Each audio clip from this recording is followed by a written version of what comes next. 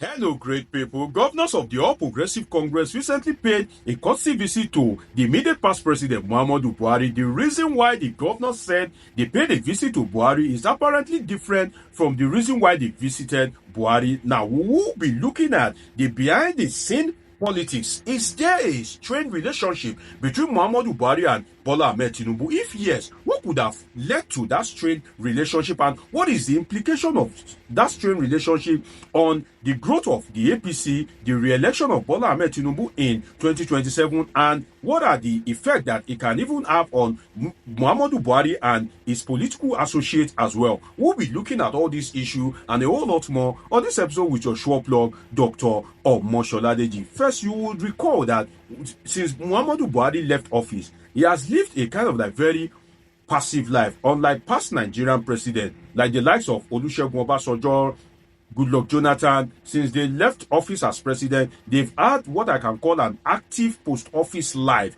in the sense that they've been very active. You see them, going to African countries to monitor elections, international engagement. They've been active, but for Muhammadu Buhari, he has been very passive, he has been inactive, so the governors decide to pay him a visit. Now, I will tell you 3 reasons why the governors said they paid a visit to Muhammadu Buhari, because I have an issue with the 3rd reason that they gave, because I want to puncture a lie there, and I will look forward to your impression in the comment section. Let us look at the 3 reasons the governor gave for visiting Muhammadu Buhari.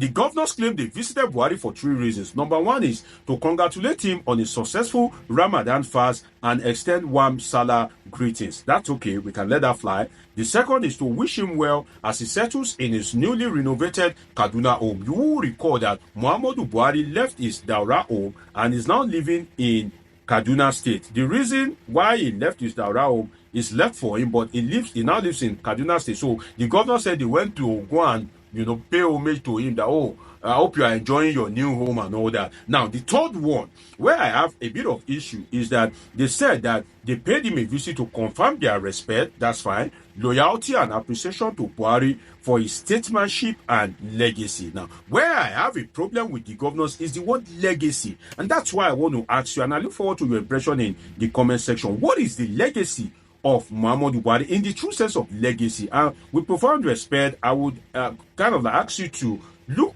for the meaning of legacy in on Google or in the dictionary, so that you can drop the comment as regards Buhari's legacy, significant legacy that he left. Because if they say they are paying him a visit to kind of like show appreciation for his legacy, I've been trying to think in my head, what is the legacy of Muhammadu Buhari in terms of legacy in the true sense of the word? And I look forward to your perspective in the comment section. Now, is there an issue between Muhammadu Buhari and Bola Ahmed Tinubu? Well, apparently so.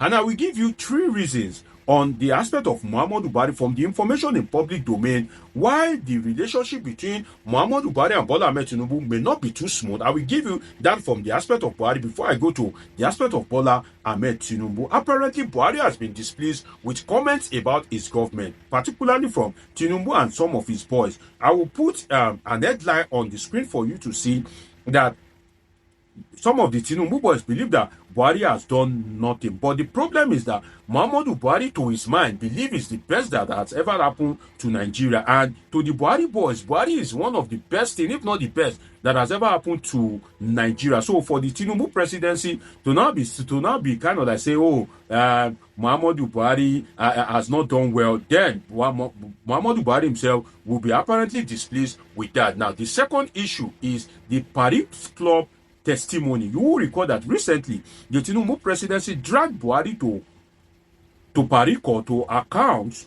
before the jury as regards the action of his government about the Mambila power project. Obasanjo too also appeared, but you can overlook that of Obasanjo because he's not a strong ally of Tinubu and they are not of the same party. Historically, you don't drag former president before a court, and for Buhari to appear before a court, some of the Buhari camp see it as a form of ridiculing Muhammadu Buhari. And from the reports that came out, from the media report, Buhari didn't perform up to expectation at that particular court. But then the Tinubu presidency want Buhari to appear, and he appeared. Now, the third issue that could have been a problem between Muhammadu Buhari and Tinubu is apparently Muhammadu Buhari is generally not a big fan of Tinubu. Don't take my word for it. Just look at it. Look at the political landscape. Perhaps maybe due to the many controversies of Bola Ahmed Tinubu, Buhari is apparently not a big fan of Bola Ahmed Tinubu, and it manifests during the 2023 presidential election. Buhari took steps that undermined the emergence of Bola Ahmed Tinubu. The Naira redesign, he supporting Ahmed Lawan at the time minute instead of Bola Ahmed Tinubu. Bola Ahmed Tinubu was able to emerge as president mainly based on his political sagacity. Now, what are the concerns that we can say that, okay, there are issues between Bola Ahmed Tinubu and Buhari? The concerns for the APC governors is that, first, Buhari was absent at the NEC, National Executive Council meeting of the APC.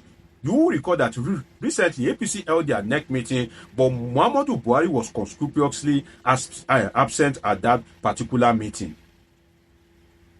So the governors were a bit concerned that, okay, this is the first NEC meeting that will be held, and somebody that just left office didn't honor the invitation to appear at that meeting. But then the Buhari boys said that the invitation was not sent to Buhari earlier enough, and that's why Buhari didn't attend. But the governors were kind of like a bit concerned. Another thing is that Buhari is not, or has not been stopping his loyalists from criticizing Bola Ahmed Tinubu.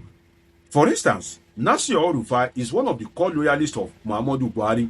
Solomon Lalong, former Minister of Sport, is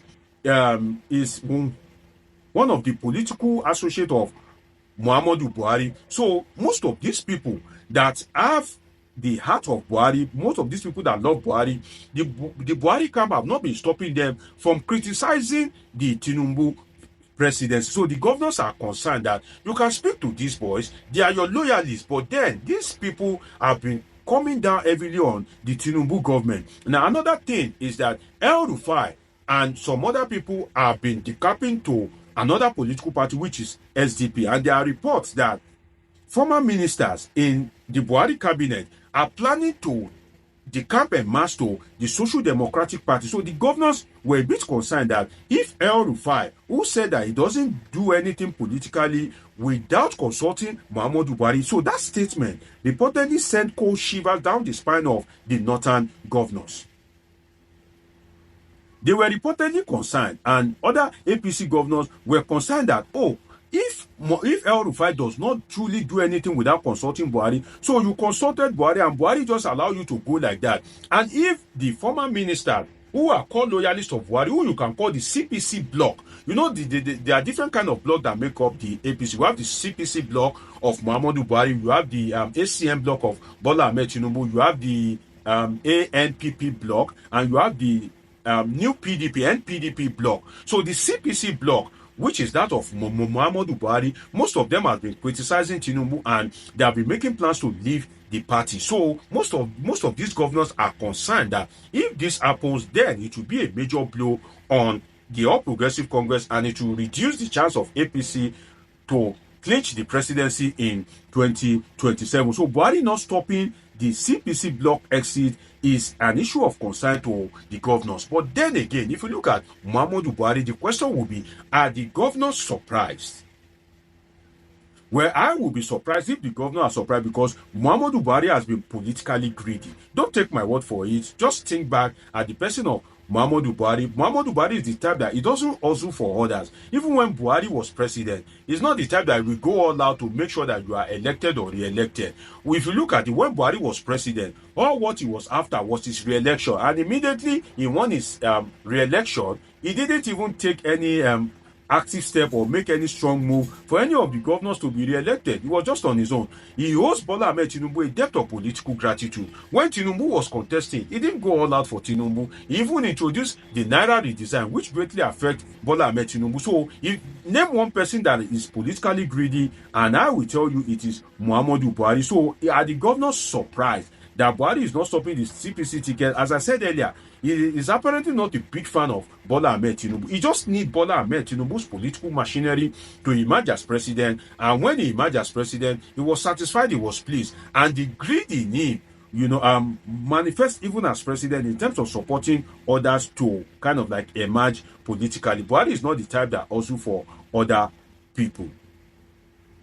But what I can say is that the exit of the CPC bloc from APC won't affect the states much, particularly the southern state, because CPC was strong, somehow strong in the north. So even if most of these people, if they kind of like exit the APC, it won't affect the southern governor's re-election, because CPC wasn't a strong party in the south. So it will mainly affect perhaps some states in the north where CPC has a stronghold at that particular point in time, and where Buhari have some strong political stalwart. But then again, you may want to ask yourself that if it won't affect most of the governors, why are they now seeking the support of Muhammadu Buhari? Why are they appearing to be pacifying him? Well, the truth is that the APC governors want their party to retain the presidency. They want to retain the center, because there is strong benefit if you are the ruling party in the state and your party is also ruling at the federal level. So the governors